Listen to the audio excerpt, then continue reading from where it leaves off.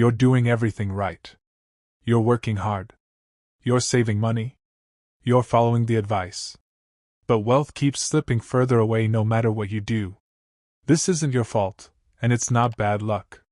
There's a specific reason why building wealth has become nearly impossible for ordinary people right now, and by the end of this video, you'll understand exactly what that reason is and what you can actually do about it before it's too late. Warren Buffett started building his fortune in an economic environment completely different from today. When he began investing seriously in the 1950s and 1960s, a single income could support a family, buy a home, and still have money left to invest. The relationship between wages and asset prices made wealth building accessible to anyone willing to work and save consistently. That world no longer exists. The mathematical foundation that allowed previous generations to build wealth has been systematically destroyed, and most people don't even realize it's happened. Let me show you the numbers that reveal why wealth building feels impossible now. In 1970, the median home price in America was approximately $23,000. The median household income was about $9,000. A typical home costs roughly 2.5 times annual income. Today, the median home price exceeds $430,000, while median household income is approximately $75,000. Homes now cost nearly 6 times annual income. In Britain, the situation is even worse. The average house costs over 9 times average earnings in many regions.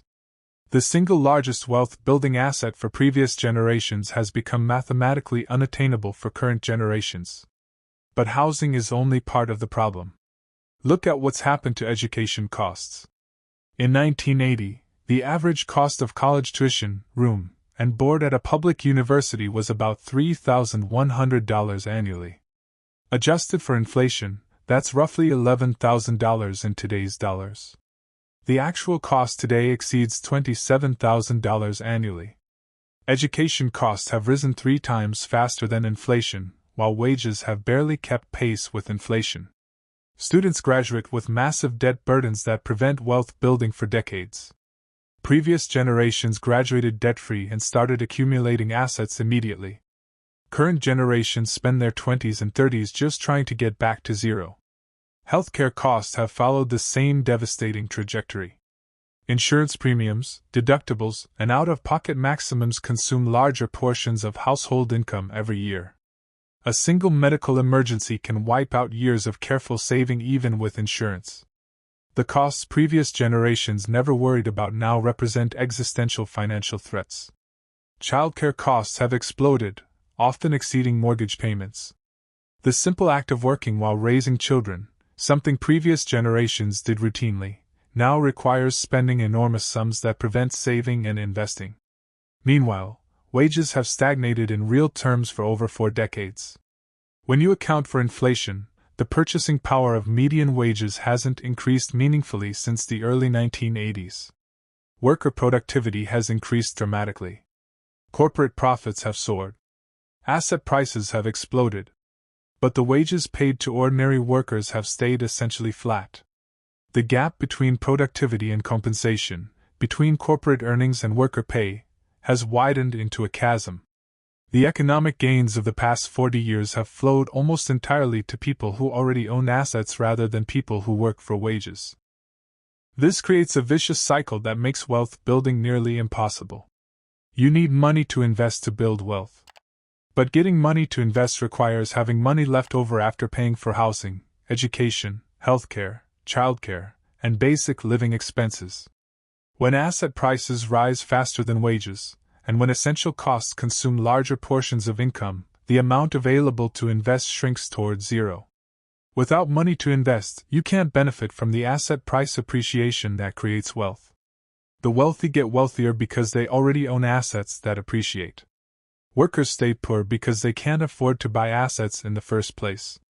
Warren Buffett himself has acknowledged this structural change.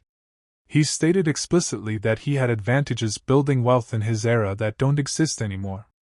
The economic conditions, the wage-to-asset price ratios, the accessibility of home ownership and education, all of these factors were dramatically more favorable then than now. He built his fortune during a period when American productivity gains were broadly shared. The current era concentrates gains at the top while leaving ordinary workers fighting for scraps. Interest rates have made this situation even worse recently. For over a decade, rates were near zero. This made borrowing cheap but also meant savings earned nothing. People with assets benefited enormously as asset prices soared. People trying to save their way to wealth watched their savings accounts earn effectively zero, while inflation eroded purchasing power. Now rates have risen sharply. Borrowing has become expensive just as people need it most. Mortgages that were affordable at 3% are crushing at 7%. The brief window where low rates might have helped first-time buyers is closed. Rates rose before wages caught up to asset prices. The stock market, which Warren Buffett used to build his fortune, has become increasingly disconnected from ordinary economic experience. Market gains over the past decade have been extraordinary, but they benefited people who already owned stocks. For someone just starting to invest now with limited capital, the gains required to build substantial wealth are far larger than what previous generations needed. Starting from zero and trying to reach financial security requires either enormous luck, exceptional returns, or decades of grinding contribution that previous generations didn't need. But here's what the financial industry won't tell you. They benefit from you believing wealth building is just about working harder or being smarter with money.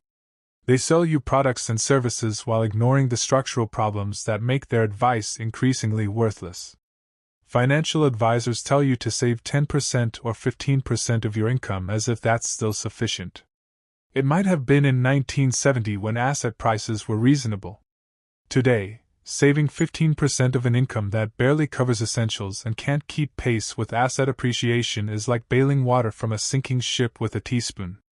The media promotes stories of young people who became wealthy, but these stories always involve exceptional circumstances.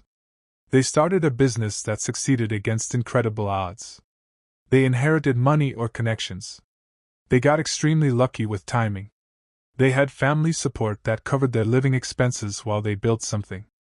These outlier cases get presented as if anyone could replicate them through hard work, but they're outliers precisely because the normal paths to wealth have been closed off. The existence of exceptions doesn't disprove the rule that wealth building has become structurally impossible for most people. So what do you actually do about this? The solution isn't what most advice suggests. You can't save and invest your way to wealth using traditional methods anymore when wages haven't kept pace with asset prices for 40 years. The math doesn't work. The four essential components that address this reality require thinking completely differently about wealth building. First, you must increase your income dramatically, not incrementally. A 3% annual raise doesn't help when housing costs rise 10% annually. You need to change jobs strategically every 2 to 3 years to force significant wage increases, switch to higher-paying industries entirely, or develop skills that command premium wages. This isn't about working harder at your current job hoping for recognition. Companies have proven they won't share productivity gains with workers voluntarily. You must force the issue by making yourself valuable and mobile. Learn skills that are genuinely scarce and highly compensated.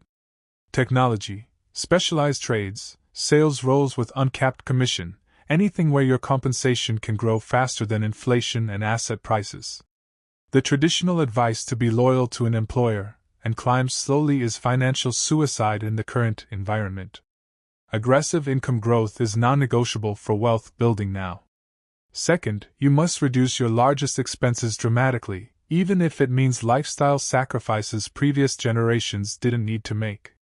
This might mean living with roommates longer, moving to lower-cost areas, driving old cars until they die, avoiding lifestyle inflation entirely. The gap between income and expenses must be enormous because asset prices are so inflated. Saving 20% or 30% of your income is now minimum requirement rather than aspirational goal. This level of savings rate requires ruthless expense control that feels unfair compared to what previous generations did. It is unfair. But fair doesn't matter. Results matter. Third, you must invest aggressively in assets that can potentially deliver returns significantly above historical averages, which means accepting higher risk than previous generations needed to take. Broad market index funds returning 10% annually aren't sufficient anymore when you're starting from zero and asset prices are already inflated.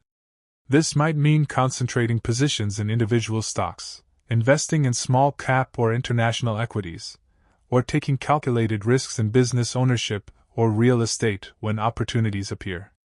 Warren Buffett could build wealth with conservative, diversified approaches because he started when asset prices were reasonable.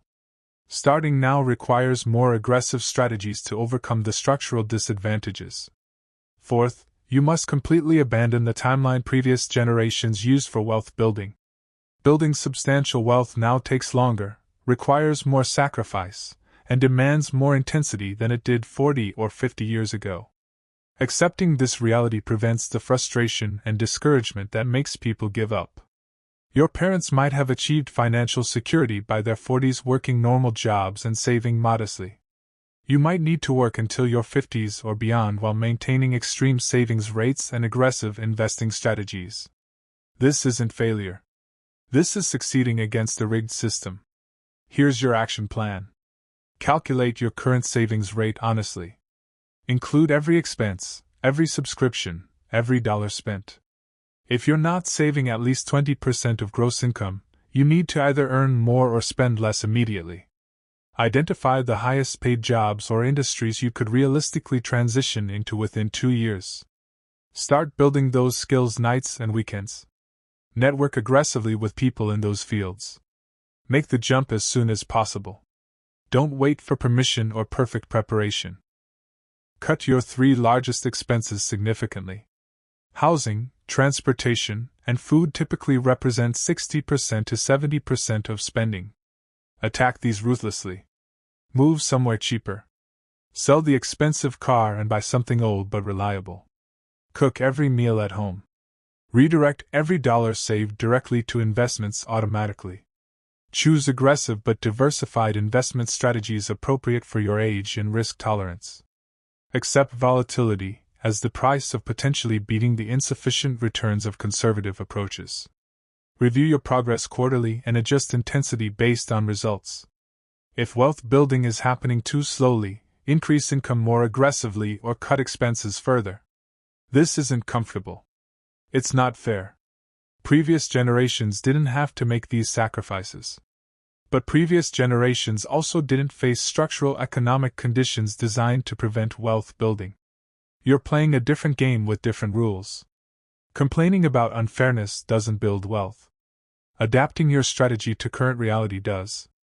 The real reason you'll never build wealth with traditional approaches is that the economic structure has changed fundamentally. Wages stagnated, asset prices exploded, essential costs soared, and the mathematical relationship that made wealth building accessible broke. But impossible with old methods doesn't mean impossible with new methods. It just means harder, longer, more sacrifice, and more intensity. That's the truth Warren Buffett and the financial industry won't emphasize. Adapt or stay poor. Those are your options.